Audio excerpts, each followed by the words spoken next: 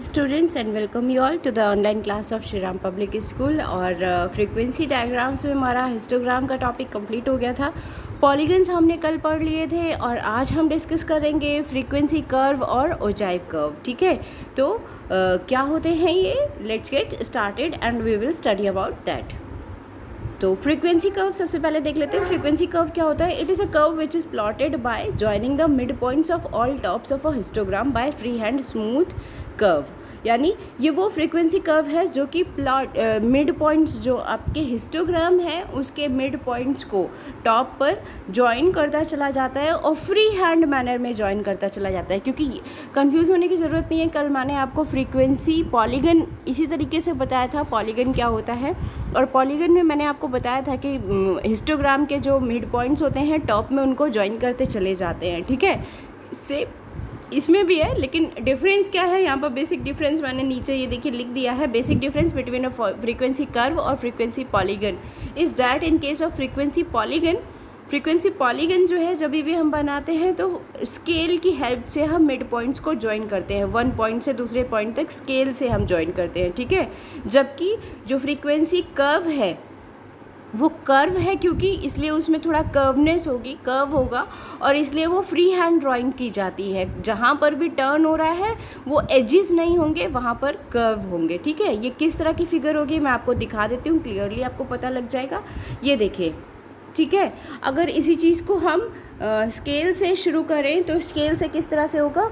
यहाँ से ये स्ट्रेट गया, ठीक,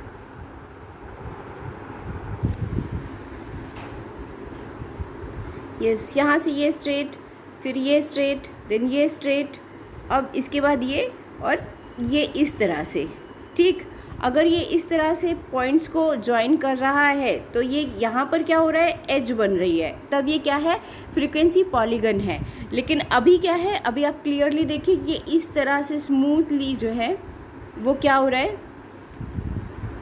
स्मूथली ये ऐसे करके एक कर्व में राउंड्स लेते हुए अप्स एंड डाउन्स को शो कर रहा है। तो ये क्या हो गया? आपका फ्रीक्वेंसी कर्व हो गया। बहुत ही छोटा टॉपिक है ये। आगे ओजाइव कर्व, तो हम देखते हैं ओजाइव कर्व क्या होते हैं। ओजाइव कर्व्स को हम एक और नाम से जानते हैं, फ्रीक्वेंसी क्यूमुलेटिव फ्रीक्वेंसी कर्व। ठीक है, ये क्या होते हैं? It is the curve which is constructed by plotting cumulative frequency data on the graph paper in the form of a smooth curve. यानी ये वो कर्व है जो कि क्यूमुलेटिव फ्रीक्वेंसी डेटा को ग्राफ पेपर पर प्लॉट करते हुए बनाया जाता है। ठीक है, ध्यान दीजिएगा, अभी तक फ्रीक्वेंसी पॉलीगन और फ्रीक्वेंसी कर्व में आप सिर्फ फ्रीक्वेंसीज़ को देख रहे थे, पर अब आप ओजाइव में क्या करोगे?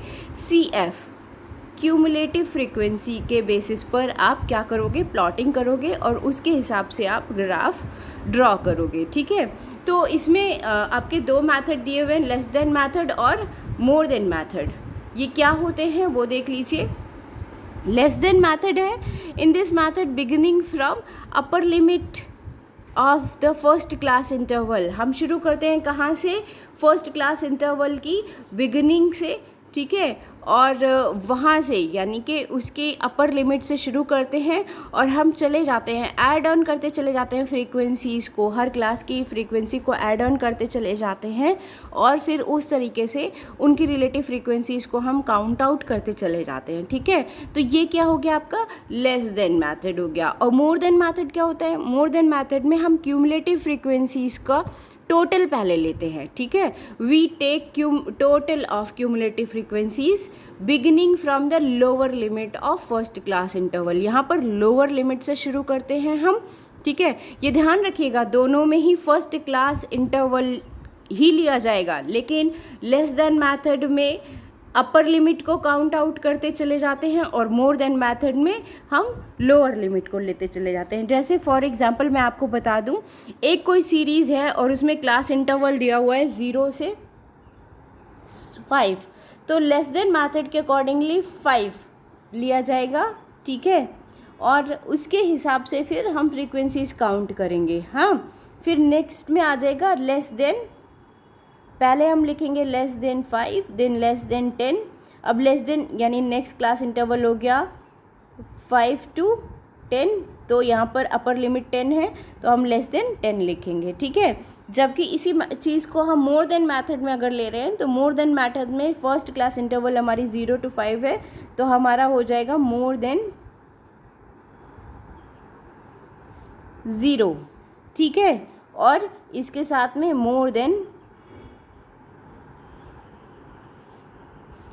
5, ठीक। यहाँ पर हम क्या करेंगे, लोअर लिमिट्स को कंसीडर करेंगे सिर्फ, ठीक है। तो आज के लेक्चर के लिए बस इतना ही। ओजाइव कर्व क्या होते हैं, किस तरह से बनाए जाते हैं, ये हम डिस्कस करेंगे कल के लेक्चर में। That's all for today. Thank you and have a good day.